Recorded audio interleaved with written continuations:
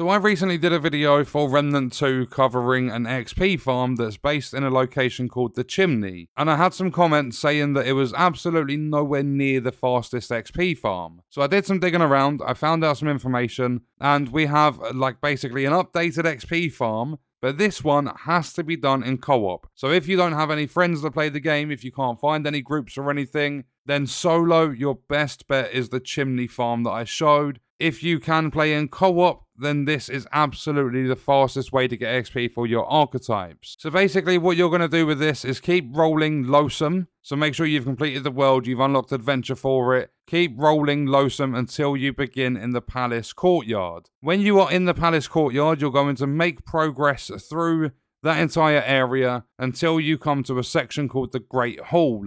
If you go into different areas and you don't find the Great Hall, re-roll Losum and do it all over again, because it's not a guarantee that the Great Hall is going to be an area in your world roll. But once you have found the Great Hall, you want to make progress through the entire thing until you get to the very end and you find something called the Ravenous Medallion. Before you get to the Great Hall, you need to find the Jester and get the Magic Quill, because that is going to open up the different doorways. So it's all about just making progress in Losum when you start at the palace courtyard. But once you have the Ravenous Medallion, you're going to go up on the lift back to the starting checkpoint in that area, and there is going to be a door across the hall that's going to lead you into the feast event. There's some big fatty sat at the table, and as soon as you walk in the room, he screams at you and tells you to eat. Now what you're going to do is you're going to assign all of the players in your session a specific role. We had to do some mixing and matching to figure things out to make this efficient. Pete's role was to be outside the room. Lewis had the role of eating at the table. I had the role of eating the other players. So what you're going to do is me and Lewis are going to run into the room. Pete is going to deal with the ads. If you don't have a weapon that's able to kill you, then you're going to have to keep the ads alive and just run them round in circles if you can. And then when me and Lewis entered the room, I was using the engineer because it made it a lot more efficient for us, because ads spawn in really quick and they will kill you very fast and stagger you off eating the other players. So Lewis interacts with the table, starts eating the food. I'm standing there getting ready with my turret on the floor. Pete is outside the room keeping the enemies busy. And then what's going to happen is, as soon as Lewis has started the event, as soon as the food has disappeared off that plate, you are going to have a meter that starts building up, and that is going to make you ravenous when it reaches the top. So what I do at that point is, Lewis is eating the food, I'm going to start shooting him in the head, I'm going to down Lewis. Hopefully you've got something to deal with the ads at that point, because they do get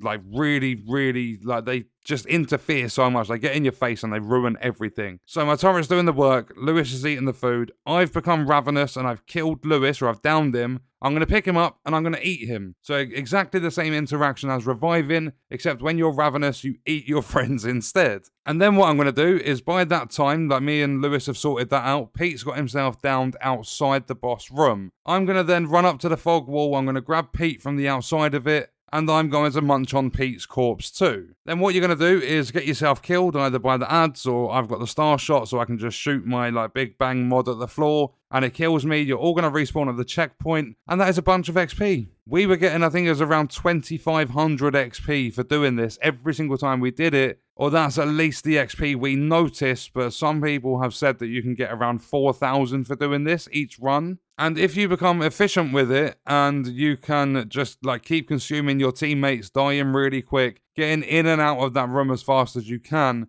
you're going to level up incredibly quick. This will be the difference of, for an example, taking 2 hours in the chimney. Like if you have the option to do this, obviously. Instead of taking like 2 hours in the chimney to go from level 1 to 10 with your archetype, this will probably take you about 20 minutes or something like that. It's really fast XP. What I recommend doing with this though is making sure you've got the items, the Sage Stone. If you've completed the campaign, you will then have the Scholar trait, which is extra XP, and if it's possible for you to pick it up, if you visit Mudtooth in Ward 13, you can buy his elixir, which will give you an extra 15% XP for an hour, even after you die. So those are the buffs. We were getting an extra 40% thanks to those. The problem is, the Mudtooth elixir isn't available for everyone in Mudtooth's shop. I don't know if it's a bug or something like that, but there have been a lot of people on previous videos about XP saying that they cannot buy the elixir. So I'm not sure how to get that to spawn in the shop or anything like that, but even without it, you're getting an extra 25% from the Sage Stone and also from the Scholar trait. But I don't think it matters too much because you're still getting a bunch of XP from this. Like, it's the fastest, by far the fastest XP farm in the whole of Remnant 2. And that is exactly how you get to the farm, how you do the farm, how you get a bunch of XP, and how you level up your archetypes really, really fast in Remnant 2.